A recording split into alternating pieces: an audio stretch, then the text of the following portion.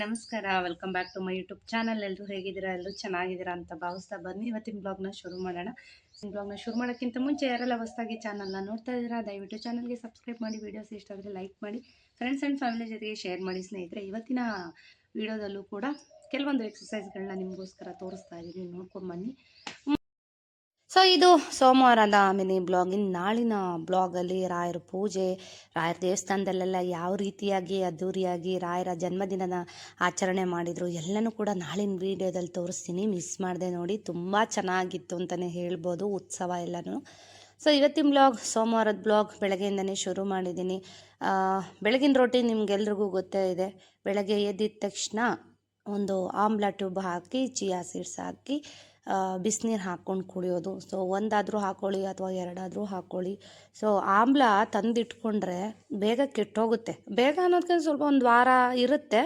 So ಏನು ಅಂದರೆ ದಿನೇ ದಿನೇ ಕೆಟ್ಟೋಗುತ್ತೆ. ಅದ್ರ ಬದಲು ಈ ಥರ ಮಾಡಿಟ್ಕೊಂಡ್ಬಿಟ್ರೆ ಬೆಸ್ಟ್ ಅಂತಲೇ ಹೇಳ್ಬೋದು. ಬನ್ನಿ ಕೆಲವೊಂದು ಸಣ್ಣ ಪುಟ್ಟ ಎಕ್ಸಸೈಸ್ಗಳನ್ನ ಇವತ್ತಿನ ಬ್ಲಾಗಲ್ಲಿ ಜಾಸ್ತಿ ವೀಡಿಯೋಸ್ ತೊಗೊಂಡಿಲ್ಲ.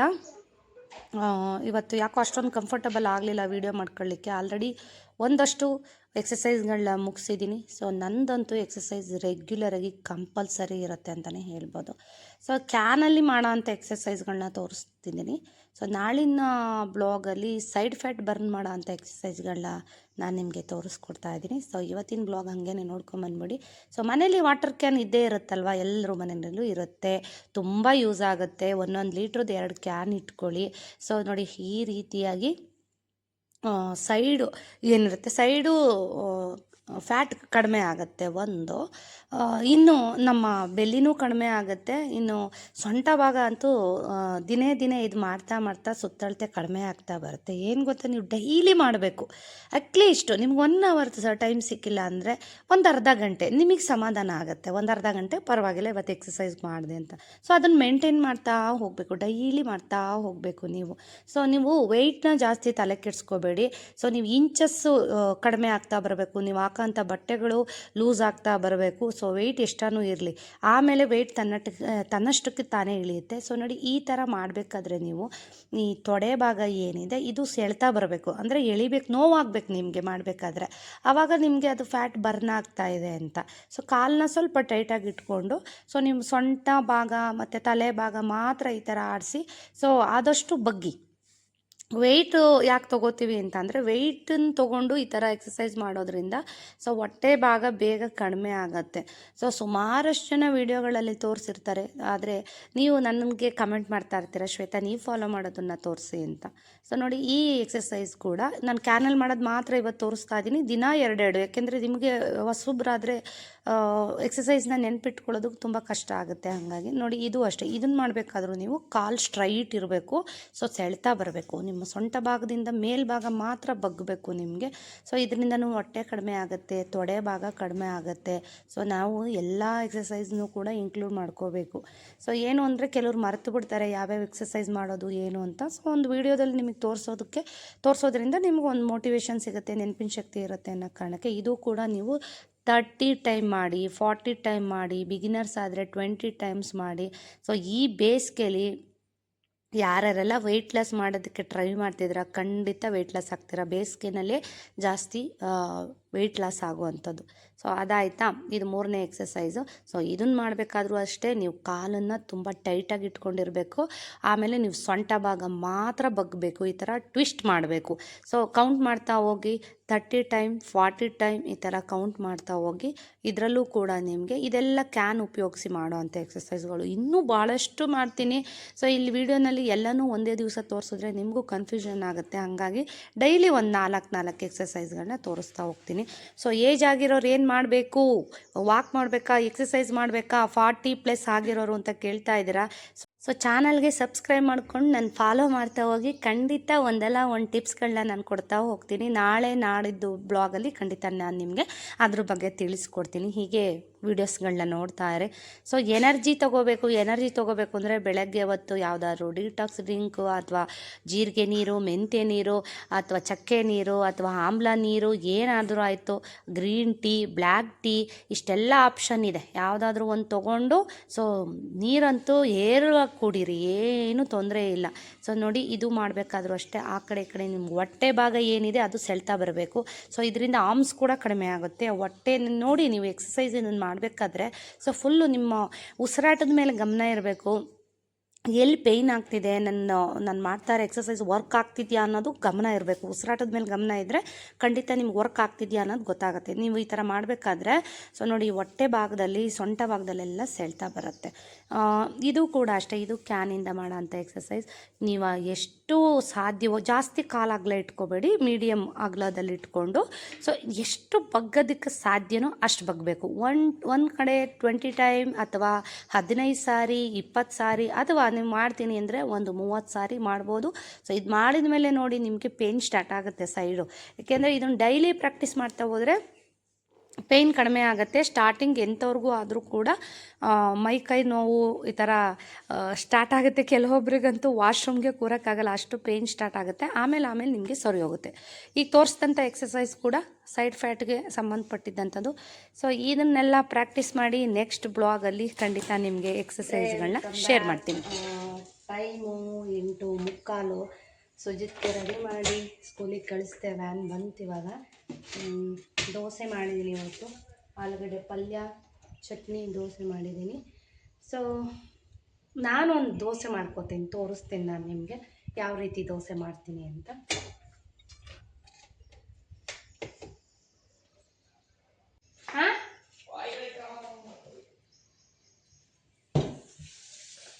ಫಸ್ಟು ಬೆಂಡೆಕಾಯಿ ಸಾಂಬಾರು ಮಾಡೋಣ. ಈಗ ದೋಸೆ ಹಾಕ್ತಾಯಿದ್ದೀನಿ. ಒಬ್ಬೊಬ್ಬರಿಗೆ ದೋಸೆ ಹಾಕಿ ಕೊಟ್ಬಿಟ್ರೆ ಆಗೋಯ್ತಂದ್ರೆ ನಮ್ಮ ಮನೆಯವ್ರಿಗೆ ದೋಸೆ ಹಾಕಿ ಕೊಟ್ಬಿಟ್ರೆ ನನ್ನ ಕೆಲಸ ಮುಗೀತು.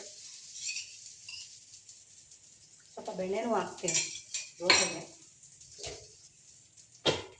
ನೋಡಿ, ಈ ಥರ ಟ್ಯೂಬ್ಗಳು ಸಿಗುತ್ತೆ ಬೆಣ್ಣೆದು, ತಂದು ಇಟ್ಕೊಂಡ್ಬಿಟ್ರೆ ನೀವು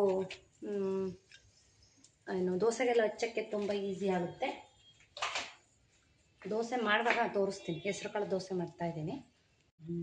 ಏನು ಸ್ಕಿನ್ ಕೇರ್ ಮಾಡಿಲ್ಲ, ಜಸ್ಟ್ ವರ್ಕೌಟ್ ಮುಗಿಸಿ ಮನೆಯವ್ರಿಗೆ ದೋಸೆ ಹಾಕೊಳ್ಳೋಣ ಅಂತ ಬಂದೆ. ನೀನು ಹಬ್ಬಗಳು ಶುರು, ಯಪ್ಪ ಕೆಲಸ ಏನು ಸ್ಟಾರ್ಟ್ ಮಾಡಿಲ್ಲ, ಯಾವಾಗ ಮಾಡ್ತೀನೋ ಏನೋ ನೋಡೋಣ. ಬನ್ನಿ, ಇವಾಗ ಒಂದು ನಿಮಗೋಸ್ಕರ ಒಂದು ದೋಸೆನ ತೋರಿಸ್ತಾ ಇದ್ದೀನಿ. ಇವಾಗ ಬೆಳಗ್ಗೆ ನಾನು ದೋಸೆ ಮಾಡಿದ್ದೀನಿ ಆಲ್ರೆಡಿ ಮಕ್ಕಳಿಗೆ. ಏನು ಅಂತಂದರೆ, ನೀವು ನೈಟ್ ಮಲಗಬೇಕಾದ್ರೆ, ಸೊ ನಾನು ಇರೋದ್ರಲ್ಲೇ ಮಾಡ್ತಾಯಿದ್ದೀನಿ. ನೈಟ್ ಮಲಗಬೇಕಾದ್ರೆ 1 ಇಡಿ 2 ಇಡಿಯಷ್ಟು ಹೆಸರು ಕಾಳು, ಅದ್ರ ಜೊತೆಗೆ 1 ಇಡಿ ಅಕ್ಕಿ, ಇಷ್ಟನ್ನು ನೆನೆಸಿ ಮಲ್ಕೊಬಿಡಿ. ಅದನ್ನು ಬೆಳಗ್ಗೆ ಎದ್ದು, ಈಗ ನಾನು ಮೊಳಕೆ ಕಾಳು ಇದೆ ಅಲ್ಲೇ ಹಾಕ್ಕೋತಿದ್ದೀನಿ. ನೀವು ಈ ಥರನೂ ಮಾಡ್ಕೋಬಹುದು, ಅಥವಾ ಹೆಸರು ಕಾಳು ನೆನೆಸ್ಬಿಟ್ಟು ಆ ಥರನೂ ಅಕ್ಕಿ ಜೊತೆಗೆ ನೆನೆಸಿ ರುಬ್ಬೋದು. ಮನೇಲಿ ಪಾಲಕ್ಕಿತ್ತು, 1 ಇಡಿ ಪಾಲಕ್ ಹಾಕ್ಕೊಂಡಿದ್ದೀನಿ, ಹೆಸರು ಕಾಳು 1-2 ಇಡಿ ಹಾಕ್ಕೊಂಡಿದ್ದೀನಿ. ಇದಕ್ಕೊಂದೊಂದು ಅರ್ಧ ಇಂಚಷ್ಟು ಶುಂಠಿ ಹಾಕ್ಕೊಂಡಿದ್ದೀನಿ. ಇದಕ್ಕೆ ನೀವು ಹಸಿರು ಮೆಣಸಿನ್ಕಾಯಿ ಬೇಕಾದ್ರೂ ಹಾಕೋದು, ಹಸಿರು ಮೆಣಸಿನ್ಕಾಯಿ, ಬೆಳ್ಳುಳ್ಳಿ, ಜೀರಿಗೆ ಏನಾದರೂ ಸೇರಿಸ್ಕೊಳ್ಳಿ. ಸೊ ನಾನಿವಾಗ ಒಂದೇ ಒಂದು ಹಸಿರು ಮೆಣಸಿನ್ಕಾಯಿ ಹಾಕ್ಕೊಂಡಿದ್ದೀನಿ. ನೋಡಿ, ಅಲ್ಲಿ ಕಾಣಿಸ್ತಾ ಇದೆ, ಸ್ಕಿಪ್ಪಾಗಿದೆ. ಒಂದು ಅರ್ಧ ಇಂಚಷ್ಟು ಶುಂಠಿ, ಮತ್ತು ಇವಾಗ ರಾತ್ರಿ ನೆನೆಸೋದು ಮರೆತುಬಿಟ್ನಲ್ವಾ, ಸೊ ಇವಾಗ ದೋಸೆ ಇಟ್ಟಿತ್ತು, ಅದನ್ನೇ ಒಂದು 2 ಸೌಟಷ್ಟು ಹಾಕ್ಕೊಂಡು ಫೈನ್ ಪೇಸ್ಟ್ ಮಾಡಿಕೊಂಡು ಇದರಿಂದ ಸೂಪರಾಗಿ ದೋಸೆ. ಈಗ ಆಲ್ರೆಡಿ ಎಲ್ರದ್ದು ದೋಸೆ ಆಗೋಯ್ತು. ಸೊ ಏನು ಹಿಂಗಾಗಿದೆ ಅಂತ ಅನ್ಬೇಡಿ, ಯಾಕೆಂದರೆ ಎಲ್ರದ್ದು ದೋಸೆ ಆಗಿದೆ. ಆಮೇಲೆ ನಾನು ಹಾಕ್ಕೊಡ್ತಾ ಇರೋದು ಲಾಸ್ಟು. ಸೊ ನೋಡಿ, ಈ ಥರ ರಿಚ್ ಪ್ರೋಟೀನ್ ಇರೋ ಅಂಥ ಹೆಸರು ಕಾಳು ದೋಸೆನ ಮಾಡ್ಕೊಳ್ಳಿ. ಇದಕ್ಕೆ ಬೆಣ್ಣೆ ಅಥವಾ ತುಪ್ಪ ಹಾಕ್ಕೊಳ್ಳಿ, ಎಣ್ಣೆ ಏನು ಅವಶ್ಯಕತೆ ಇಲ್ಲ. ಸೊ ಬೆಣ್ಣೆ ಹಾಕ್ಕೊಳ್ಳಿ, ಮನೇಲಿ ತುಪ್ಪ ಹೆಂಗೂ ಇದೇ ಇರುತ್ತೆ, ಅದನ್ನು ಹಾಕ್ಕೊಳ್ಳಿ. ಸೊ ಈ ಥರ ಬಿಸಿ ಬಿಸಿ ದೋಸೆ ಮಾಡಿಕೊಂಡು 1-2 ದೋಸೆ, ಅದ್ರ ಜೊತೆಗೆ ಒಂದಷ್ಟು ಪಪ್ಪಾಯ ಇದ್ದರೆ ಪಪ್ಪಾಯ, ಆಪಲ್ ಇದ್ದರೆ ಆಪಲ್ಲು, ಸೀಬೆಹಣ್ಣಿದ್ರೆ ಸೀಬೆಹಣ್ಣು, ಎಲ್ಲನೂ ಜೋಡಿಸ್ಕೊಂಡು ಬ್ಯಾಲೆನ್ಸಾಗಿ ಮೇಂಟೈನ್ ಮಾಡ್ಕೊಂಡು ತೊಗೊಳ್ಳಿ. ಸೂಪರಾಗಿರುತ್ತೆ ಅಂತಲೇ ಹೇಳ್ಬೋದು. ಮತ್ತು ಹೊಟ್ಟೆ ಕೂಡ ಫಿಲ್ ಆಗುತ್ತೆ, ಡಯಟ್ ಕೂಡ ಮೇಂಟೈನ್ ಆಗುತ್ತೆ ಅಂತಲೇ ಹೇಳ್ಬೋದು. ಸೊ ಇದ್ರ ಜೊತೆಗೆ ನೀವು ಈರುಳ್ಳಿ ಕೂಡ ಸೇರಿಸ್ಕೋಬೋದು. ಸೊ ನಾನು ಇಷ್ಟನ್ನು ಹಾಕ್ಕೊಂಡಿದ್ದೀನಿ. ಮನೇಲಿ ಏನಿರುತ್ತೆ ಅದನ್ನು ಕ್ರಿಯೇಟ್ ಮಾಡ್ಕೋಬೇಕು. ಆಮೇಲೆ ಏನು ಅಂದರೆ, ನನ್ನ ಡಯಟ್ ಫುಡ್ಗಳು ಏನು ಅಂದರೆ ಫ್ಯಾನ್ಸಿ ಇಲ್ಲ. ಅಂದರೆ ಏನು ಓಟ್ಸ್ ಈ ಥರದ್ದೆಲ್ಲ ಜಾಸ್ತಿ ಬಳಸೋದು. ಓಟ್ಸು ಬಳಸ್ತೀನಿ, ತುಂಬ ಕಡಿಮೆ. ಓಟ್ಸ್ ಈ ಥರದ್ದೆಲ್ಲ ಕಡಿಮೆ, ಫ್ಯಾನ್ಸಿ ಫುಡ್ಗಳಿಲ್ಲ. ಪ್ರತಿದಿನ ಏನು ಮಾಡ್ತೀನಿ ಅದನ್ನೇ ತಿನ್ನೋದು, ಡಯಟ್ ಅದರಲ್ಲೇ. ಸೊ ನನ್ನ ಪ್ರೋಟೀನ್ ದೋಸೆ ರೆಡಿ ಆಯಿತು. ಸೊ ಈ ಥರ ಇನ್ನು ಮುಂದೆ ಈಸಿ ರೆಸಿಪಿಗಳನ್ನ, ವೆಯ್ಟ್ ಲಾಸ್ ರೆಸಿಪಿಗಳನ್ನ ತೋರಿಸ್ತಾ ಇರ್ತೀನಿ. ಸೊ ಆಲೂಗಡ್ಡೆ ಪಲ್ಯ ಇಷ್ಟಪಡೋರು ತಿನ್ನಿ, ಇಲ್ಲಾಂದರೆ ಬೇಡ ಅಂದರೆ ಬಿಡಿ ಚಟ್ನಿಲಿ ತಿನ್ಬೋದು, ಚಟ್ನಿನೇ ಬೆಸ್ಟ್ ಅಂತ ಹೇಳ್ಬೋದು. ಸೊ ಇದನ್ನು ತಿಂದ್ಬಿಟ್ಟು ನಿಮ್ಗೆ ಆಮೇಲೆ ಸಿಗ್ತೀನಿ, ದಡ ಅಲ್ಲ ಅದಕ್ಕೋಸ್ಕರ ಇಲ್ಲಿ ವೆಯ್ಟ್ ಮಾಡ್ತಾ ಇದ್ದೀನಿ. ಸೊ ಒಂದು ಏರ್ ಸ್ಪ್ರೇ ಮಾಡಿದ್ದೀನಿ, ಯಾವ ಥರ ಅಂತ ಮೊನ್ನೆ ಬ್ಲಾಗಲ್ಲಿ ತೋರಿಸಿದ್ದೀನಿ ನೋಡಿ. ಸೊ ಮತ್ತೆ ತೋರಿಸ್ಬೇಕು ಅಂದರೆ ಕಮೆಂಟ್ ಮಾಡಿ, ತುಂಬಾ ಯೂಸ್ಫುಲ್ಲಾಗಿ ವರ್ಕ್ ಆಗುತ್ತೆ ಇದು. ಡೈಲಿ ಸ್ಪ್ರೇ ಮಾಡಬೇಕು ಇದನ್ನು. ಸೊ ನಾಳಿನ ಬ್ಲಾಗಲ್ಲಿ ಖಂಡಿತ ಮತ್ತೆ ಸ್ಪ್ರೇ ಮಾಡೋದನ್ನ ತೋರಿಸ್ತೀನಿ. ಇಲ್ಲಿ ಸ್ಪ್ರೇ ಮಾಡಿ ಸುಮ್ಮನೆ ಡ್ರೈ ಆಗೋದಕ್ಕೆ ಬಿಟ್ಟಿದ್ದೀನಿ. ಸೊ ಇದು ಡ್ರೈ ಆಗಿ ಸ್ನಾನ ಮಾಡಬೇಕು ಅಂತ ಏನಿಲ್ಲ, ಡೈಲಿ ಸ್ಪ್ರೇ ಮಾಡಿಕೊಂಡ್ರು ಕೂಡ ಕೂದಲು ಚೆನ್ನಾಗಿ ಬೆಳೆಯುತ್ತೆ ಅಂತಲೇ ಹೇಳ್ಬೋದು. ಟೈಮು 3:45. ಸುಜಿತ್ ಬಂದ ಮೇಲೆ ನಾನು ಬ್ಲಾಗ್ನ ಕಂಟಿನ್ಯೂ ಮಾಡ್ತೀನಿ. ಮುದ್ದಾದ ಮೂತಿ ಮನಸ್ಸು ಮರಕೋತಿ, ಅದೇ ಅದು ನೋಡಿ, ಅಲ್ಲಿ ನೋಡಿ, ಮುದ್ದಾದ ಮೂತಿ ಮನಸ್ಸು ಮರ್ಕೋತಿ, ಸುಜು ನೋಡೇ ಮಾಡಿರೋದಂಥದ್ದು ಹಾಡು.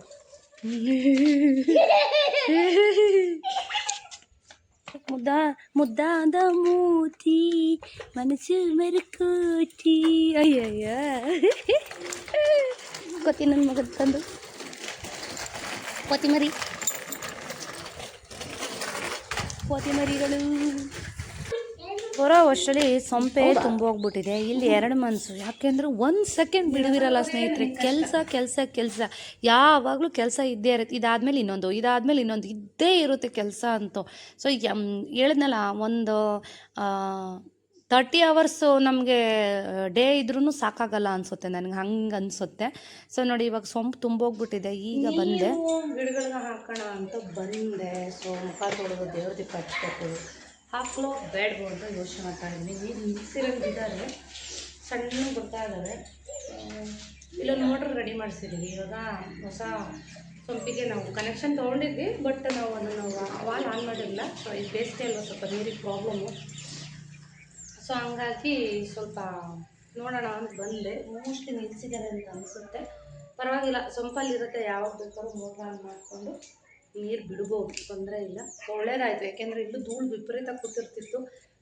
ನೀರು ಬಿಟ್ಟಿದ ತಕ್ಷಣ ತುಂಬಿ ಗಲೀಜು ಕೂಡ ಹಂಗೇ ಹೊರಟೋಗುತ್ತೆ. ಒಳ್ಳೇದಾಯಿತು. ನಾಳೆ ಬಿಡೋಣ, ಇವತ್ತು ಟೈಮ್ ಇಲ್ಲ. ನಾಳೆ ರಾಯರ ಜನ್ಮದಿನ. ಸೊ ಹಂಗಾಗಿ ರಾಯರ ವಿಶೇಷವಾಗಿ ಪೂಜೆ ಮಾಡಿ ಆಮೇಲೆ ದೇವಸ್ಥಾನಕ್ಕೆ ಹೋಗಿ ಬರೋಣ ಅಂತ ಅಂದ್ಕೊಂಡಿದ್ದೀನಿ. ನೋಡೋಣ ಏನೇನಾಗುತ್ತೆ. ಇನ್ನು ತಲೆಗೆ ಆಯಿಲೆಲ್ಲ ಹಚ್ಬೇಕು ಇವಾಗ. ಇವತ್ತಿನ ದಿನ ಹೀಗೆ ಕಳೆದೋಯ್ತು. ಜಾಸ್ತಿ ಏನು ಬ್ಲಾಗ್ ಮಾಡ್ಕೊಳಕ್ಕೆ ಆಗಲಿಲ್ಲ. ಸೊ ಸುಜಿತ್ ಹೆಂಗೆ ಅಂತಂದರೆ, ಹೊರಗೆ ಬರಲಿ ನಮ್ಮ ಮಮ್ಮಿ ಕಸ ಗುಡ್ಸೋಕ್ಕೆ ಯಾವಾಗ ಬರ್ತಾರೆ ಅಂತ ಕಾಯ್ತಾ ಇರುತ್ತೆ ನಮ್ಮ ಪುಟಾಣಿ. ಯಾಕೆಂದರೆ ಅವನು ಪೇರೆಂಟ್ಸ್ ಯಾರೂ ಇಲ್ಲ ಹೊರಗೆ ಅಂದರೆ ಅವನೊಬ್ಬನೇ ಯಾವುದೇ ಕಾರಣಕ್ಕೂ ಆಟ ಆಡಲ್ಲ. ನಾವಿದ್ದರೆ ಅಷ್ಟೇ ಅವ್ನು ಹೊರಗಿರೋದು, ಇಲ್ಲಾಂದರೆ ಒಳಗೆ ಬಂದುಬಿಡ್ತಾನೆ. ಬಂದೆ, ನೀರು ವೇಸ್ಟ್ ಹಾಕೋ ಬಿಡು ಅಂದ್ರು ನಮ್ಮ ಮನೆಯವರು. ಅದಕ್ಕೆ ತಿರ್ಗಿ ನೀರು ಯಾವಾಗ ಬಿಡ್ತಾರೋ ಏನೋ, ಅದಕ್ಕೆ ನೋಡೋಣ, ನೀರು ಬಿಡೋಣ ಅಂತ ಬಂದಿದ್ದೀನಿ. ಗಿಡಗಳಿಗೆಲ್ಲ ನೀರು ಹಾಕ್ತಾಯಿದ್ದೀವಿ. ಈ ಬೇಸಿಗೆನಲ್ಲಿ ನನ್ನ ಗಿಡಗಳನ್ನ ಉಳಿಸ್ಕೊಳ್ಳೋದೇ ಒಂದು ಟಾಸ್ಕು. ಯಪ್ಪ, ಸುಜಿತ್ ಸ್ಕೂಲಿಂದ ಬಂದು ಮಲಗ್ತಾ ಇಲ್ಲ ಸ್ನೇಹಿತರೆ. ಇತ್ತೀಚೆಗೆ ಇವ್ನು ಮಲಗಿಸ್ಬಿಟ್ಟು ನಮ್ಮ ಪುಟಾಣಿನ ಆಮೇಲೆ ಕೆಲಸಗಳು ಶುರು ಮಾಡ್ತಾಯಿದ್ದೆ. ಅಂದರೆ ಮೇಯ್ನು ಕೆಲಸ ಏನು, ಗಿಡಗಳಿಗೆ ನೀರು ಹಾಕೋದನ್ನು ಸುಜಿತ್ ಮಲಗಿಸೇ ನಾನು ಸ್ಟಾರ್ಟ್ ಮಾಡ್ತಿದ್ದು. ಇತ್ತೀಚೆಗೆ ಅದು ಮಲಗ್ತಾ ಇಲ್ಲ ನೋಡಿ. ನಾನು ಬೈಕೊಂಡು ಹೋಗೋದು, ಗಿಡಗಳ ನೀರಲ್ಲಿ ವಿಪರೀತ ಆಡೋದು, ನೆಗಡಿನೇ ಕಮ್ಮಿ ಆಗಲ್ಲ, ಅಷ್ಟು ನೀರಲ್ಲಿ ಆಡುತ್ತೆ ನೋಡಿ. ಕೆಸರು ಎಲ್ಲಿರುತ್ತೆ ಅಲ್ಲಿ ಸೈಕಲ್ ಹತ್ಸೋದು ನೋಡ್ತಾ ಇರ್ತೇನೆ. ಒಂದ್ಸಲ ನಮ್ಮಮ್ಮ ಏನಾದ್ರು ಬೈತಾರ ಅಂತ, ಏನೇ ಬೈದ್ರು ಏನೇ ಮಾಡಿದ್ರು ಕೆಸರು ಹತ್ಸೋದು, ಕೆಸರು ಮೇಲೆ ಎಲ್ಲ ಕಾಂಪೌಂಡ್ ಎಲ್ಲ ಸೈಕಲ್ ತುಳ್ಕೊಂಡೋಗಿ ಗಲೀಜು ಮಾಡಿಬಿಡ್ತಾನೆ. ಸೊ ಒಂದೊಂದು ಸಲ ಎದುರಿಸ್ತಾ ಇರ್ತೀನಿ. ಮ್ಯಾಮ್ ವೀಡಿಯೋಸ್ ನೋಡ್ತಿರ್ತಾರೆ, ನಿಮ್ಮ ಮ್ಯಾಮ್ ನೋಡ್ತಿರ್ತಾರೆ, ಸುಜಿತ್ ಏನೇನು ಮಾಡ್ತಿದ್ದಾನೆ ಅಂತ ಬೈತಾರೆ ಸ್ಕೂಲ್ಗೆ ಹೋದಾಗ ಅಂತೆಲ್ಲ ಹೇಳ್ತಾ ಇರ್ತೀನಿ. ಸೊ ಒಂದೊಂದು ಸಲ ಎದುರುತ್ತಾನೆ, ಒಂದೊಂದು ಸಲ ಎದುರಲ್ಲ, ಹಾಗೆ. ಸೊ ಹೊರಗೆ ಬಿಟ್ಬಿಟ್ರೆ ಸೈಕಲ್ ತುಳಿಯೋದೇ ಒಂದು ಖುಷಿ ಮಕ್ಕಳಿಗೆ, ಅಷ್ಟೇ. ನೀರು, ಸೈಕಲ್ಲು, ಮಣ್ಣಲ್ಲಿ ಆಡೋದು ಇದೆಲ್ಲ ಮಕ್ಕಳಿಗೆ ಭಾಳ ಇಷ್ಟ. ಸೊ ಇವಾಗ ನೋಡ್ತಾ ಇದ್ರಲ್ಲ ಸುತ್ತಮುತ್ತ ವಾತಾವರಣ ನೋಡಿ, ಮರ ಗಿಡ ಎಲ್ಲ ಎಷ್ಟು ಗ್ರೀನಾಗಿತ್ತು ಹಿಂದಿನ ವೀಡಿಯೋಗಳಲ್ಲಿ ನೋಡಿ. ಇವಾಗ ಬೇಸಿಗೆ ಶುರು ಆಗಿದ ತಕ್ಷಣ ಗಿಡದಲ್ಲಿ ಒಂದು ಎಲೆನೂ ಇಲ್ಲ. ಒಂಥರ ಹೆಂಗಾಗ್ಬಿಡುತ್ತೆ ಅಂದರೆ, ನಮ್ಮ ಮನೆ ಬಾಗಿಲಲ್ಲಿ ಬಿಟ್ಟರೆ ಇನ್ನೆಲ್ಲೂ ಗ್ರೀನೇ ಇರಲ್ಲ. ಅದಕ್ಕೋಸ್ಕರ ಯಾವಾಗಲೂ ಗಿಡಗಳಿಗೆ ನೀರು ಹಾಕ್ತಾ ಇರ್ತೀನಿ ಡೇ ಬೈ ಡೇ. ಏಕೆಂದರೆ ನೀರೂ ಕಡಿಮೆನೇ ಈ ಬೇಸಿಗೆ ಬಂದಾಗ. ಸೊ ಬ್ಲಾಗ್ಗಳಲ್ಲಿ ಮುಂದಿನ ಬ್ಲಾಗಲ್ಲೂ ಕೂಡ ಸುಮಾರಷ್ಟು ಎಕ್ಸಸೈಸ್ ರೆಸಿಪಿಗಳು ಜೊತೆಗೆ ಪೂಜಾ ಬ್ಲಾಗ್ ಬ್ಯೂಟಿ ಟಿಪ್ಸ್ ಎಲ್ಲನೂ ಇರುತ್ತೆ ನನ್ನ ಬ್ಲಾಗಲ್ಲಿ. ಸೊ ನನ್ನ ಬ್ಲಾಗ್ನ ನೋಡ್ತಾ ಹೋಗಿ ನಿಮಗೇ ಗೊತ್ತಾಗುತ್ತೆ. ಡೈಲಿ ಬ್ಲಾಗ್ಗಳನ್ನ ನೋಡ್ತಾ ನೋಡ್ತಾ ಇಷ್ಟ ಆಗುತ್ತೆ ಸುಮಾರಷ್ಟು ಜನಕ್ಕೆ. ಸೊ ಸುಮಾರಷ್ಟು ಜನ ಕಮೆಂಟ್ ಮಾಡ್ತಾ ಇರ್ತೀರ. ಸೊ ನಿಮ್ಮ ಪ್ರೀತಿ ವಿಶ್ವಾಸ ಯಾವಾಗಲೂ ಕೂಡ ನನ್ನ ಕುಟುಂಬದ ಮೇಲೆ ನನ್ನ ಚಾನಲ್ ಮೇಲೆ ಹೀಗೆ ಇರಲಿ ಸ್ನೇಹಿತರೆ. ಹೀಗೆ ಸಪೋರ್ಟ್ ಮಾಡ್ತಾ ಇರಿ ಅಂತ ಕೇಳ್ಕೊತೀನಿ. ಸೊ ಇವಾಗ ಹೊಸ ಮನೆಯಿಂದ ಎಳೆದಿರೋ ಅಂಥ ಪೈಪ್ ಇದು.